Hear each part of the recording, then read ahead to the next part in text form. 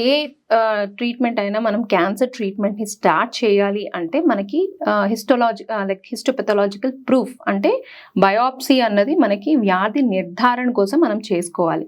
Cancer ఎప్పుడైతే మనకి 99.9% మనకు ఆ కణితి అన్నది లేకపోతే గడ్డ లేకపోతే అల్సర్ పుండు కానీ క్యాన్సర్ అని మనకు తెలిసినా కూడా మనం ఎప్పుడైతే పేపర్ మీద మనకి రిపోర్ట్ రాదు క్యాన్సర్ అని మనం ట్రీట్మెంట్ అన్నది స్టార్ట్ చేయడం జరగదు.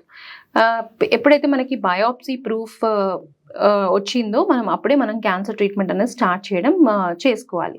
ఇప్పుడు మనం ఇంతకుముందు లైక్ బయాప్సీ ఎప్పుడైతే మనకి చేయడానికి వీలు లేదు, circulating tumour cells and CTC liquid biopsy అని కూడా మనం వింటూ ఉన్నాం. సో వీటి ఆధారంగా మనం ట్రీట్మెంట్ అనేది స్టార్ట్ చేసుకోవాలి అండ్ దాని ప్రకారమే మనం ట్రీట్మెంట్ అనేది ముందుగా చేసుకోవడం జరుగుతుంది.